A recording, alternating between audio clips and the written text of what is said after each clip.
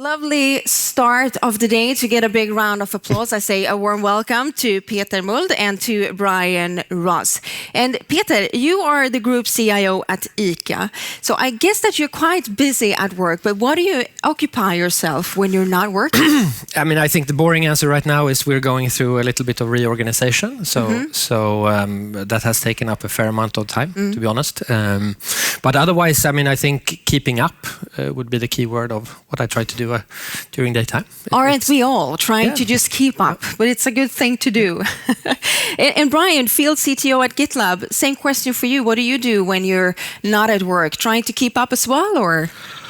Usually it's trying to disconnect, to be perfectly honest. There is so much happening and the speed of innovation is eye-watering. So anytime I get off where I'm not on planes and not visiting customers, I'm entirely disconnected from technology as much as I can.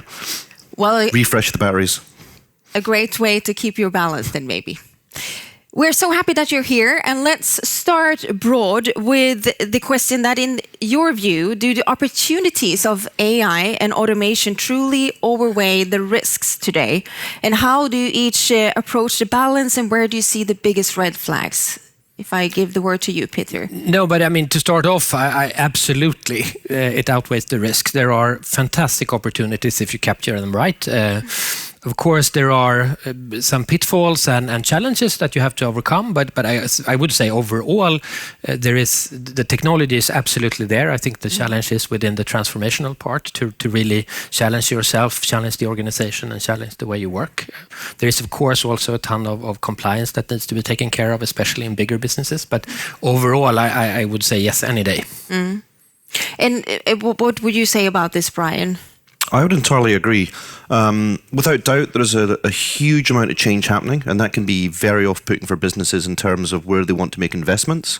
But it's been long enough now where we have large enterprise customers using AI with a year's worth of data. So from my own perspective, I was presenting with some of the chaps from Barclays Bank.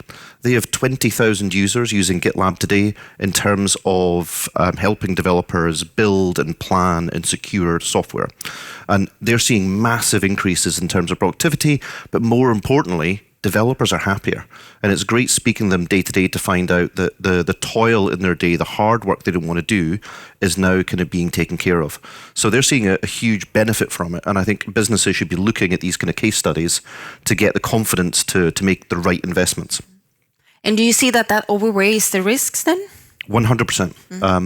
Now, without doubt, you need to caveat that. I think there are some businesses out there that are so desperate to demonstrate they're doing something with AI. We need to slow down a little bit and have a plan, like why are we adopting AI and what do we want to achieve from it?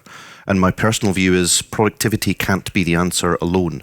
That has to be driving some kind of business strategy. So as long as you're being sensible, as long as you've got a plan for your execution, I think AI now is the time, without doubt, to be starting, investing and working out, putting the frameworks in place for your company to be able to use AI successfully. And many leaders are asking, should we move fast and scale AI now, which you're talking a bit about, or should we wait until the technology frameworks mature? What signs indicate a readiness to accelerate responsibly?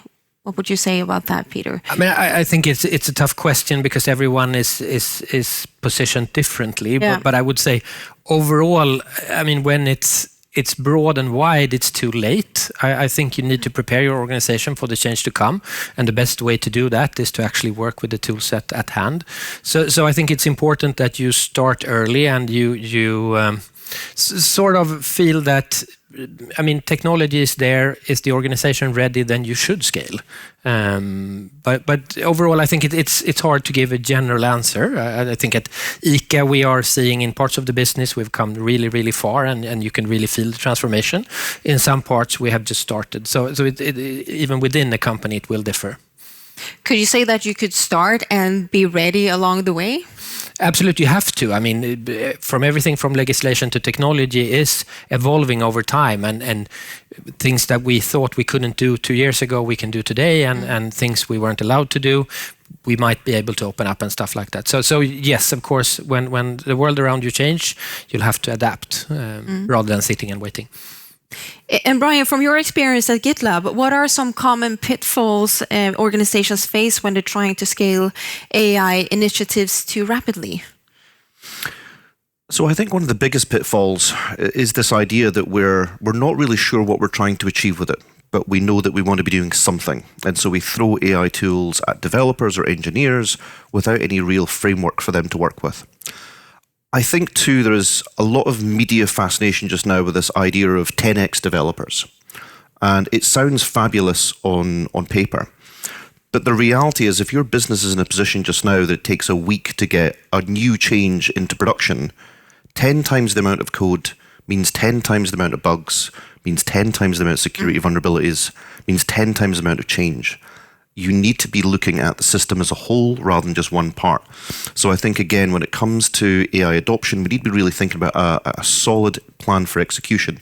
And that has to include how we go about evolving over time, because there will be new models, there will be new technology, there'll be changes. But certainly we can be putting in place core values, we can think about ethics, we can think about business continuity in terms of how we're going to use and adapt our use of AI as time moves forward.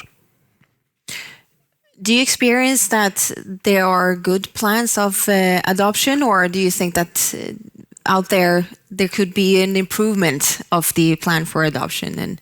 Well, there's always room for improvement. I would use our own experience. So when GitLab were initially looking at using AI in our product, one of the first things we did is we sat down and we spent a lot of time thinking about what it means for the organization.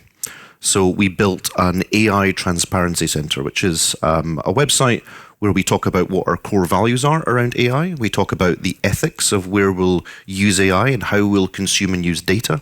We talk about data privacy.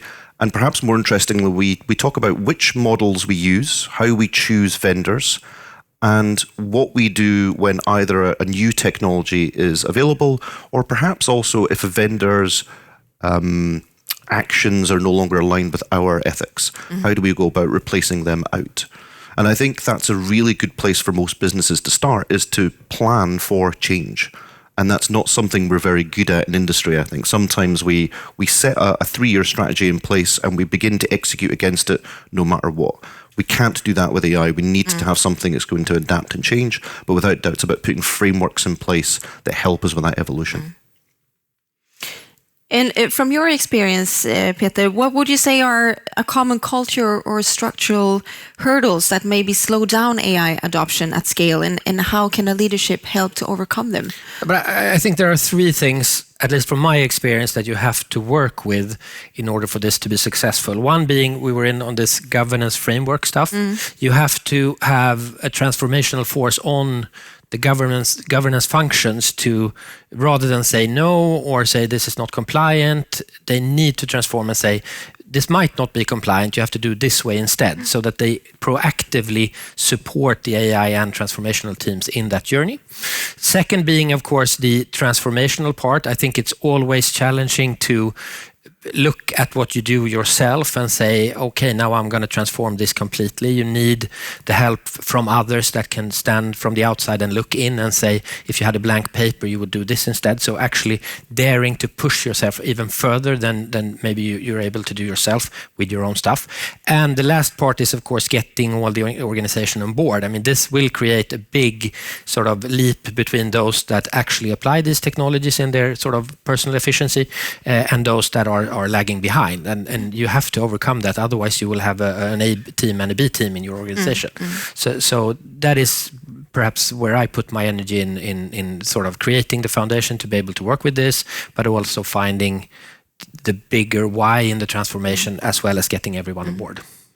Do you struggle to get everyone on board? Absolutely. I mean, it's. I mean, this is new and modern technology, and we've been doing stuff for at least. I mean, I turned 50 this year, so I've been working professionally 25 years, and of course, I've learned habits, and unlearning them is a bit tough even for me. So that's why I said keep up, and of course that applies to everyone in the organization. There are people that will have great challenges in adapting the new technology. So getting everyone on board is really, really important to get that full efficiency out of the organization. What's your best tip to get everyone on board? I mean, it's to it's a tough question, but I think making it fun, having teams together work, create that kind of drive in the organization with, hackathons, promptathons, coffee shops where you can just go and talk, to have all the teams talk about it internally to get that. It's a change journey for the full organization, and getting everyone on board is about those small things that makes it a little bit fun and not scary to start asking prompts instead of looking up emails in your inbox and stuff like that. Tough question, you said, but great answer, I would say. I think it's a great tips to take away. AI promise better decision making, but how do we ensure that decisions made by machines are still aligned with business values and long-term goals? That's a good question. I think that's where many people are looking for answers. Number one is that business strategy has to come first before AI strategy. And we've been using forms of AI in places, narrow fields like medical imaging or fraud detection and finance for over a decade. So I think part of the problem is we lump all things AI into one basket, and that's not necessarily going to be the case in terms of the technology you're adopting. When we think about things like generative AI, I think we need to be aware that it is fallible, much like humans are. And my answer would be very simply that whatever guardrails that we're putting in place for humans, we should have the same ones for AI agents. So whatever you're building in terms of a solid bedrock, a foundation for your business, in terms of its governance, how you operate, that I think is a good way of helping control AI. It's good for humans, it's good for AIs. I find one of the most interesting things over the past year has been the organizations that have seen the most value from AI are not the ones I expected. They are large traditional banks that have managed to find the best benefits. And I think there's two reasons for that. Number one is that the obvious that large banks tend to have more opportunity for improvement. But I think the second is they already have that strong governance in place. They already have regulation that is controlling how they develop software, etc.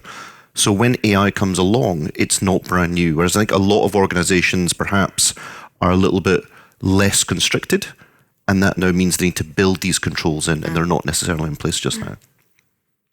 That's a very interesting insight, Bryan, really. But we often talk about AI efficiency, but how do we ensure alignment with long-term strategic goals? You're tapping in about that, especially when tech is evolving faster than this business cycle. Any one of you, feel free. Well, I think this is evolution. So in terms of efficiency, I think we need to be very clear about what it is we're trying to achieve again. So I have a lot of businesses, when I ask them what they're planning to do with AI, they talk about productivity or efficiency. That's not a business outcome. Instead, we should be looking at what we look to achieve with that time saving. So is it about reducing cost, so reducing headcount? Is it about developing things faster, so getting things in the hands of customers quicker? In which case, how are we going to control quality when we begin to move at speed? Or is it around experimentation? And I'm becoming more and more confident that the biggest benefit in many businesses for AI is the ability for the business as a whole to be able to experiment more. And that's not just within our classical domains of IT engineers. It is now people that were not come from an IT background able to use AI tools to build prototypes, to demonstrate what they want to achieve, and then pass that on to an engineering team to build a proper version of it. So when we think about efficiency, I think we just need to be clear about what we want to achieve from AI and then guide towards that. Most importantly, though, once we have that target, we need to measure. And this is no different from any other change we're going to make in business. We want to measure our progress towards our target. If it's going well, we ramp up. If it's not going well, we change direction and we adapt. I think you should always talk about value. I think you should skip efficiency and productivity as target goals. I mean, talk about value, and value could be efficiency, or it could be increased customer value or increased sales. Because I think at the end, and that's back to my experience, these AI tools, the data consumption or the processing power used in the cloud to power these models, it's not cheap. So the cost of these implementations are often fairly high. So just driving them out of efficiency might sometimes be tough to actually get an ROI on the end. So I think you always have to talk about value and teach the organization to talk about value, because at some point it will be new business, and at some point it will be cost out and everything in between. And to find the necessary energy and the investments to do these kind of big things, you need to look in both buckets, I think. Back to my experience as well. I don't. And how do you follow up on the value aspect of it? I mean, we try to use traditional models. I mean, pure business cases. It is challenging at some points, because sometimes you are in a bit of a new terrain. But we at least try to use traditional measurements.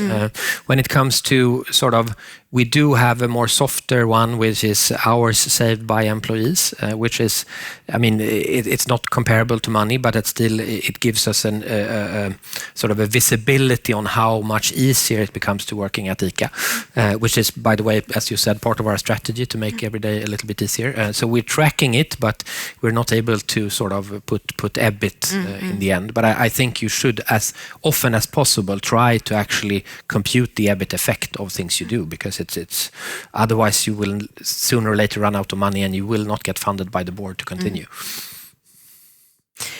Bryan, from your experience at GitLab, can you share some insights on how some of your customers balance innovation with the need for stability and risk mitigation? Well, again, I think this is this fact that our largest customers that have adopted AI early are not the ones you'd expect. They are the large banks that already have governance and frameworks to manage AI. I think there's two things they've done well. Number one is, again, having governance in place already, understanding how change flows through the business. And I think the second is their appreciation that AI is around enabling humans. Back to your point around, it's about making your day-to-day more joyous. You know, we want those employees to have a good time at work. They want to do more of the stuff that is valuable and less of the work that is not. And when we think about approaching a new technology, especially in a large organization, one that's traditional, it's the old skills that matter the most. So I think about diffusion of innovation, which is goes all the way back to 1920s farming in America, where the American government couldn't work out why some farmers would not adopt new methods and technologies, even though they were proven to be categorically better. Now, they worked out there's kind of roughly 4 or 5 categories of different types of people, and it can mapped out what those groups of people need in order to feel safe in using a new technology. And I think that's what these big banks have been able to do, is use some of that research to say, right, we're going to begin with this team, we're going to demonstrate value over time, we're going to start with something small and build up from there, rather than overarching AI strategy that is piling down the way. I think this kind of grassroots growing is much more effective than trying too big too soon. Much of the hype has focused on generative AI, but how should companies evaluate which AI use cases actually make sense to operationalize and which don't? I mean, also back to my experience, I think that the choice when you are on a sort of a pilot phase, or you have a solution at hand, it's fairly easy to judge whether to scale it or not. I mean, you will see, either you see the value or you don't see the value. But I think it's also back to maybe not talking so much of what kind of technology to use or what kind of models. It's more sort of the problem or the opportunity you want to capture that you should talk about, and then technology follows, because the technology is there. And I mean, back to the fact that everyone in this room is using AI personally in your cell phones, and the consumer grade AI is fantastic. The stuff you could do with your phone or the applications you have on your phone is fantastic. And back to the joyful, if we don't offer the same kind of tool set when you come to your office and work, you will fairly soon start to question why you just do stuff and feel bored.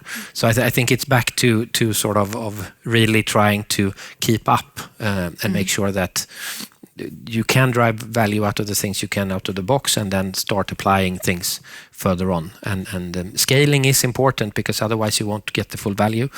But to me, I think in the use cases I've seen, at least for AI, it's been fairly easy to judge whether to scale it or not. And what's your take, Ryan? I would agree. I think that it can be very simple. I would approach this from a basic 2x2 matrix. On one axis, I would be looking at the risk of failure. What is the impact of the business if something goes wrong? And on the other axis, I'd be looking at the potential value, the benefits. And obviously, we're looking for things that are high value and low risk.